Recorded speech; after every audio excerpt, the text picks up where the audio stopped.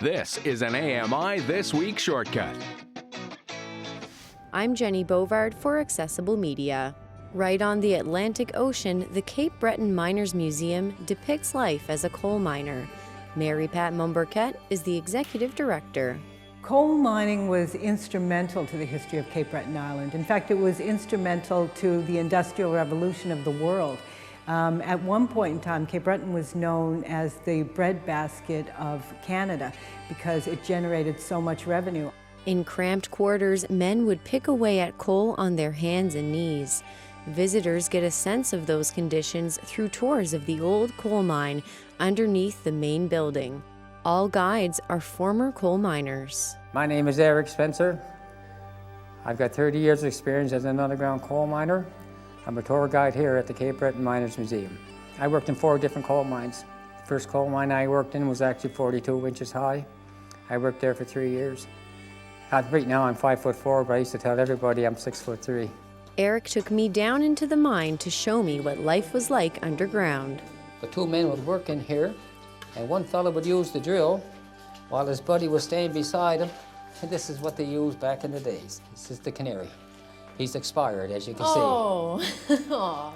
One fellow used the drill, and the other fellow holds the canary up to the roof. Yeah. And he got his eyes on the canary, and he's watching him.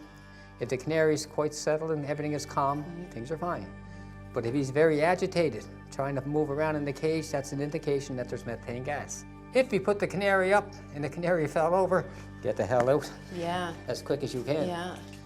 Once the coal was collected, miners had some help getting it above ground.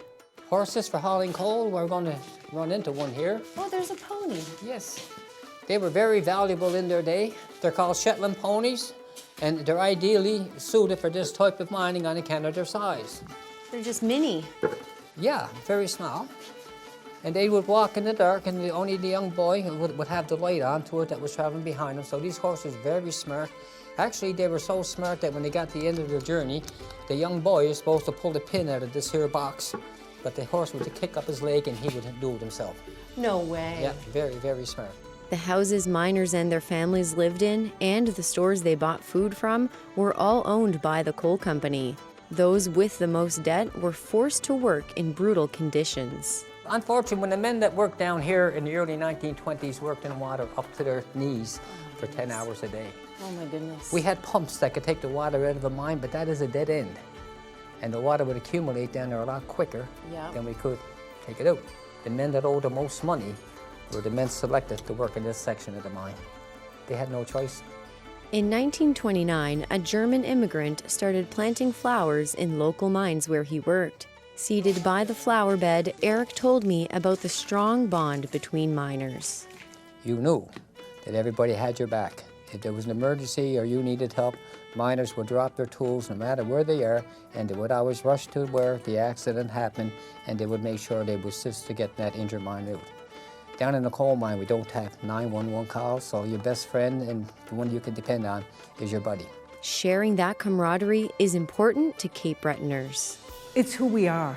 We create the future based on who we are in the past. The people who worked underground on this land, they're our fathers, our grandfathers, our uncles. The blood that flowed in their veins flows in ours, and their hopes and aspirations are our hopes and aspirations. So we need to celebrate that culture. Jennie Bovard, AMI, Glace Bay.